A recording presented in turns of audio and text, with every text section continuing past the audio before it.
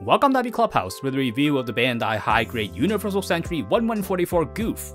Though specifically, I don't have the single retail version, though I'd waited for that for quite a while to be reprinted. So the one we're going to be looking at today will be from this, the Gouf and Gelgoog Vis Donahue Custom Box Set. There's a companion review for this video, which of course has to be the non-grade Dodai YS, so make sure to go check that out whenever you can. The Gouf is a part of the 4 major Zeon mass production mobile suits, and this older version never really gets much love from model reviewers, except for the always wonderful Cockroach 197, so let's give it some love too with our own review. The retail HGUC Gouf was the 7th release in the modern HGUC line, and it was released back in April 2000 for a price of 880 yen. The box art was illustrated by Masanori Shino, who I kept reading backwards in previous videos, and the box measures 25.5 by 19 by 5.5 centimeters because it came in the same box size as those small early HGUC boxes. The set we're using today is the Gouf and Gelgoog Vis Donahue Custom, as I mentioned, and it's a P Bandai exclusive released in February 2013 for a price of 2,592 yen, with taxes included. Vis Donahue, of course, is the Zeon ace that you meet throughout the Dreamcast Gundam side story game this campaign, and we get the 2 mobile suit that he uses throughout the game. This set gets released quite often because it's really just a recolor of the retail kit, so even though it's a really old P Bandai kit, it's really not nearly as rare as many of the others. The box is really thick, measuring 31 by 20 by 13 centimeters, and the box itself is just the monochrome P Bandai print that we're all familiar with. My kits here have already been assembled, so here's the instructions to show us that the Gouf come to us across 5 runners, with one of them being for the polycap. We get this sheet of foil stickers, which interestingly says Vis Donahue Custom, and according to Cockroach's review, the color tones are a slightly different one from the retail kit. There's a sticker here for the back of the eye, and then this one here for the mono eye itself, and then we have these 2 yellow triangles for the cockpit, and that's it. We do get this additional clear sheet of stickers that's new to this box set with this medium-sized emblem here for the shield, and the rest you can pause and see if you're curious where they all go. This sheet of instructions is in black and white here, and it's all the additional information that's relevant to this box set. The main instruction is from the retail kit, and the back of it gives us the studio shots that were probably on the retail box along with the color guide. The center page gives us all the details on the parts and the weapons of the Gouf, and this being an early HGUC kit, the other page has the design drawings for this renewed look of the MS. The black and white side is all for assembly instructions, as you'd expect. And that redesign really is something quite special, because this Gouf is actually quite the black horse among the many different versions of the MS that we get in 1144 size. But first, the original retail kit looked like this, with a light blue color for the limbs and the head, and then a more saturated blue for the torso, which is really quite different from our kit here, which only has a single dark color throughout. The loss of some of the color doesn't hurt the Gouf as much because it was all blue tones throughout anyway, and this new dark blue, I'm sure you'll agree, does look quite wonderful. One huge benefit of this that you may not have realized is that the shield is actually just one color, which looks quite bad on the original kit. One might say this color makes it look less goofy. I'm so sorry. Let's look at this kit's restyling, which is the very best thing about it. I'm sure quite a few of you will be quite surprised by how aggressive and powerful this Gouf looks if you've never seen much of this kit before, and there's a perfectly good reason for that. So the shoulders are moved way up from where it nearly forms a straight line across the top of the head, which works really nicely with the 2 bent horns on the shoulders that piggyback on that height and give it even more height. Let's bring in the HGUC Zaku 2 with its beautifully classic proportions to really get an idea of what's going on.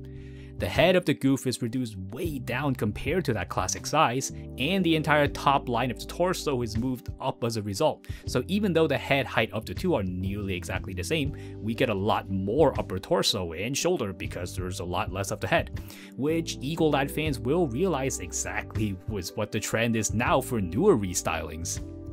The torso itself is slightly reduced in size, but that plus the head gives us way more leg than the Zaku 2, so that's why you might think this kit looks so darn handsome. And as a quick aside, the Revive Gouf looks just wonderful next to that old HGUC Zaku 2, and the new Revive Zaku 2 is actually a better match for this old Gouf, which you may not have expected. But really, I can actually sum up all of this with one simple side-by-side right here. Yes, this Gouf is actually shaped exactly like a Gouf custom, which is why it's so aggressive. So if you ever wondered what a Gouf custom would look like in classic Gouf colors, it's basically this guy right here. Now that kind of brings up a big problem of this not being a very faithful rendition of the Gouf, and you'll have to decide for yourself where you fall on that issue. This is absolutely a beautiful Gouf that's a little bit ashamed of the classic looks, unfortunately. For the builders, it's always good news when the pipes are in hard plastic, so this kit is friendly to painters, but there is a heavy price to pay for that. Okay, it's not just the pipes, but a bunch of other things too, but what we get is this torso right here that's all in one block. It sounds bad, but it's even worse than you might think. The biggest problem here is with this skirt armor here that's all molded together, which shockingly is an outdated design that we only used to get in the 80s' non-great kits. The designers tried to beat this bad design by dropping the Gouf's legs way down, like basically as far as they can. You can see how this bar for the joint is all the way down to the very edge compared to the Zaku 2, which looks way more typical. But there's still just no escaping the skirts locking everything in. To be fair to the designers, this really isn't laziness, but it's just that at the time, they couldn't figure out how to do this whole pipe thing running from the front to the back and still have everything move and give this guy a waist turn, so they just surrendered and this all became one static thing. And to pile onto the problems a bit are the shoulders, which are static pegs, and that isn't very good. But none of the earliest HGUC kits had swinging shoulder joints, so it was just a time before that was ever a thing. And you know what? By the time of the Zaku 2, they already solved this problem. The mono eye doesn't move, and we basically get exposed seams on all parts of the kit, like the shoulders, the arms, the thighs, and the legs. The head is assembled as a top and bottom half like this, and it moves the seam from running along the entire head to being across the head here, which at least looks way less bad, so they were innovating in ways which they could. One of the perks of this early design is that these kits were made so that you can take them apart like this, with each small section fully assembled, and nothing is locked down or sandwiched, so that makes it very easy to sand down and paint these older kits. One very unique aspect of this kit is that it comes with a Zaku machine gun Kai, which makes this the only Gouf model that I know of that includes this gun. And I really don't know why not more Gouf kits do this, because it really makes the kit way more balanced. This version of the gun is a unique sculpt, and it wasn't reused in any later kits. Here it is next to the one included in the Zaku 2 F2, which is shorter than the one here, and it's overall a little bit smaller. The magazine here can't be taken off, and it has a nice bottom cover, which I also don't know why fewer and fewer new kits do. It's notched so that it only goes in one orientation, and it's always going to look right. The scope sadly is fixed and it doesn't move at all, and neither does the stock in the back, though for the stock I guess you would have expected it being an HG accessory. The handle on the side doesn't have a joint, but you can pull it out and you can place it back in like this, so it does have two fixed positions. But even though the left hand is stuck as machine gun hand, it can't really hold the handle at all. It doesn't sit too well inside the hand and it's going to rattle around all over the place like this, so if you have the System Weapons 1 set, you're probably going to want to give this guy a nice upgrade. But to show you just how good the sculpt of this gun is, here's a side-by-side with that one from System Weapons 1 that we just saw. And really, the older sculpt just holds its own just fine against a dedicated aftermarket accessory, like the safety switch here, which is even more detailed on this kit than the one from the System Weapons 1. The sword is stowed inside the shield like this, and you can pull it out like this. It's a single molded piece and the whole thing is black, which makes it feel even more like the one from the Gouf custom. By itself it looks fine, and you're not ever going to find it lacking if it's just like this. Until you have it next to the Gouf custom's sword, and now you're always going to think that this sword is actually quite small. And it only gets worse when we bring in the revived Gouf's sword, which dwarfs this poor thing by a crazy lot. Now I'm not going to fault this sword on any of this because it's really not that badly made. It's just that since its time, there have been better ones made after it. But don't worry, we're going to fix this a little later. But let's finish going through all the weapons first. The shield, we already know, is woefully not color separated or part separated, so it's a single blue thing and we don't even get any stickers for it sadly. The backside is nicely detailed though, with the sword rack giving us some extra details in the background there. The shield clips onto the left hand right here, which will damage any paint you put on, and that's a shame because the kit itself is really painter friendly. If we bring in the Gouf Customs' shield, we can see perfectly how the color separation makes this shield look so much better, and no, the two shields aren't compatible with each other. And if we bring in the Revive shield, you can see how insanely big it became on the newer kit. The shield is probably the weakest and most incomplete accessory in the entire kit, even though it does try to be good. Of course, we get the Heat Rod, which we get 2, and here it has to be said that the Revive kit only has 1. These are the softer type of polystyrene, so paint might strip off of these quite easily. One of them is this curly one in a standby pose, and the other one is straight and in the middle of a strike. For the straight one, you can actually bend it into a curved shape that you like, but if you want to be nice and clean, it's better to use a hairdryer to heat this up to get a much cleaner bend. They go into the wrist right here with a ball joint, but you can't just plug it in. You need to lift up this part right here to slot the heat rod in. After you place it back into the spot, you'll also need to grip them with the hand, specifically with the forward tilted hole that's on the trigger finger hand. This works as you'd expect, and this is an important part of the Gouf, so most likely you're gonna want one of these equipped on for display, and there really isn't much to complain about it other than some trouble with the hand when you're trying to put these on. And yes, we have to talk about the hands with the right holding hand, and the right trigger hand, and then a single machine gun hand that's for the left side. The machine gun finger hands are fine really, and at first sight you might think, hey, these look kinda small, don't they? But actually this is basically the same size as the really nice one that we get in the Revive kit. It's just that the fingers are a little bit shorter on the old one. The other hands aren't quite as nice, and this was before the time of the standardized Zeon hands that we later got in so many kits, so it's a unique sculpt. The finger segments here look way too long, and the uniformity of it makes them look like a couple of tubes that are set in a row, which is not how knuckles are supposed to be. But the bigger problem here is that the thumb section here is sunken in like this, and they're really hard to take out. Like, you can't do it with the help of some kind of prying tool, so any younger fan is probably not going to be able to play with this properly. Here's the trigger finger hand, which has all the same issues as well, unfortunately. And of course, the left hand is locked to only having the machine gun fingers, which limits what you can do with the kit, and the later Revive kit fixes this and gives us far more choices for the left hand. But you know what? The hands may not be very good, but one of the best things about this kit is that the hands can be easily replaced by any of the later common Zeon hands. So this kit is exactly what the system weapon sets were made for, replacing those bad hands while rounding up the arsenal where it falls short, like giving our Gouf a Zaku bazooka. And heck, with the system weapon set number 2, we can overcompensate for the small sword with this gigantic one, but we're not done yet. You see, this kit has a best friend, and that's the Johnny Raiden's high mobility Zaku 2. This kit by itself is already among the best Zaku kits that you can currently buy, but we want to borrow some parts from it. The hands here have a slit in them, so we want these if we want to share its weapons, but really, you can just cut off the slits on the weapon handles if you really want, but for convenience sakes I won't be doing that here. With this kit, we have a Zaku bazooka, which is a little smaller and maybe it's the style you're gonna prefer over the really chunky system weapons one. Then we have the old style Zaku machine gun, which is also often used by the Gouf, so we definitely want to add this to our weapons. But the crown jewel is this, the giant bazooka.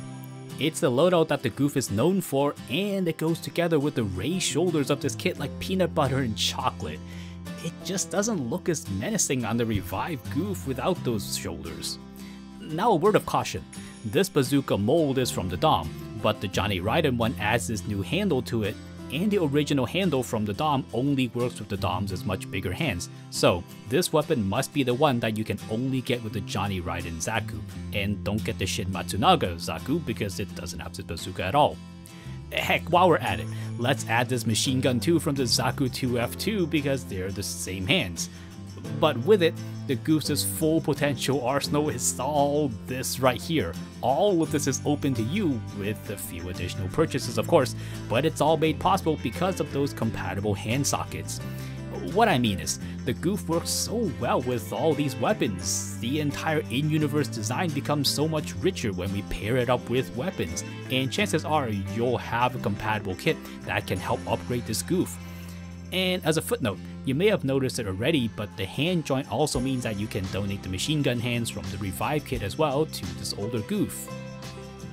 But I guess we do have to pick on this kit a little bit and pit it against the amazing Revive kit. Don't mind the white spikes on the shoulders on the Revive kit right here. I modified them with plastic rods to make them pointier, and I'm gonna make a video to teach you how to do that someday. And there's gonna be a link card right here in the corner whenever that happens. I said this already, but the Gouf is one of the only Revive kits that goes against the flow, and it makes the head bigger and it moves the style overall closer to the original animation look. So if you like that clean and uncluttered look of the animation, then you'll want the Revive kit over this older one. Of course, it fixes all the problems on the older kit like the waist and everything, and for most fans I have to say it's really hard to recommend the older HGUC kit. But if there's any reason at all to get the older kit, then I'd say it's a different style. Or heck, you can be like me and buy them both, right? Why not? For the articulation, starting from the top, the head goes up quite a lot, but only because of slack from the ball joint connection. It doesn't look down at all because of the snout. It will turn a full circle if you move the shoulder armor away a little bit. The hand swings outwards this much, again with the help of the swinging shoulder armor. It rotates all the way around with nothing getting in the way. The biceps allow a full rotation of the forearms, and the single jointed elbow bends 90 degrees. The hands can be adjusted on their ball joint, and they can be rotated around a full circle. Now there's no waist motion and no skirt motion, I mean we already knew that. But the leg joints can actually turn a little bit, so the kit tries to cheat its limitation a little bit to make it look as if we have a bit of waist rotation, which is something at least. The thighs can be adjusted on a ball joint. The legs kick 45 degrees forward, and the same backwards. The double jointed knee comes to around a 90-degree bend. The feet are on a single ball joint and they swing upwards this much, and they swing downwards this much, and side to side just a little bit. I won't be dramatic and call this a disaster or anything, but even I'll admit that this is below par, and it falls behind even its peer at the very beginning of the HGUC line. I understand why the torso has to be the way it is, and I praise the designers for trying everything they can to work around this the best they could, but this still requires us to forgive and accept a lot about the kit's articulation, and for many people it's just gonna make more sense to get the Revive kit, which solved all these problems that they couldn't get around back in 2000. And here's the Gouf riding on the Dodai YS. It's unpainted here, but it looks just fine, and if you really like Goufs, this is something you'd really want to have. And just because I can do it, here's a lineup of all the major incarnations of the Gouf with the exception of the older HG Gouf Custom and the non-grade 1144 kit. Here's each of them side by side.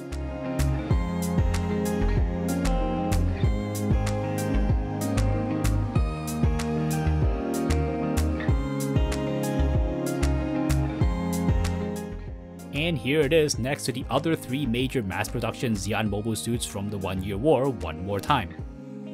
And for size comparisons, here's the Gouf next to the lower end benchmark, the entry grade RX-78. And here's the upper end benchmark, the high grade new Gundam. Of course the Gouf is about the same size as the RX-78, as were basically most of the MSs during the 1 Year War, and they're both way shorter than the new Gundam. There isn't much here that's too surprising, but if we swap in the Revive, we can see how the newer kit is just a little taller than it should be, even though it's so good looking. The older kits really get credit for getting the size just right. With all that said, here's a Hobby Clubhouse 3-point verdict on the Bandai high-grade Universal Century 1144 Gouf. Number 1, it's styled like no other Gouf. Well, no other regular Gouf anyway, because it's basically shaped just like the Gouf Custom. But I am serious that as far as the regular Gouf goes, this is the only one styled in this way, and whether we're talking about the HG kits or the 2MG ones. And I'm sure this is specifically something that some people will want, so this kit absolutely has a place among modelers and fans. And number 2, this kit is articulation challenged. you'd know this was going to come next, because it is true that the biggest reason to not get this kit is the subpar articulation. It wouldn't be nearly as fatal of a problem if there weren't already the revived Gouf, but there is, and that guy just doesn't pull any punches against his older one. Heck, let's not even go that far, and even the Gouf custom is a bit better, and since they look kinda similar already, you may just want a Gouf custom altogether. There's no shortage of choices when it comes to a Gouf, and that's really bad news for this older kid. And number 3, it's color challenged as well. We've been looking at the Vis Donahue Gouf all this time, and maybe we've forgotten this again by now, but the retail kit has some pretty odd colors like this sleepy desaturated blue. The Revive kit is much more of what we have in mind when we think of the Gouf, with that magical and perfect seawater blue on all the limbs. And the single color shield really kills a lot of the mood whenever you look at this kit. This is one of the only early HGUC kits to have a single colored shield. Very few other kits, even in the early days, have a single colored shield like this, so it's really hard not to knock this kit a little bit for having some issues with its colors. So give it some extra love and paint this guy, or get the Vis Donahue one right here, even though this box set is kinda silly and really not worth the extra cost. So that's a review of the HGUC Gouf, which goes against the grain of every other old HGUC kit, and it doesn't have a classic animation accurate look. But ironically, that's what sets it apart from everything else. With a few upgrades and some donated parts, it can be a great kit that many fans will enjoy. Thank you so much for watching. Come look us up on social media with updates on upcoming videos and sneak peeks at future projects. Links are in the description below. Or hang out here some more with the review of the Gouf Flight type.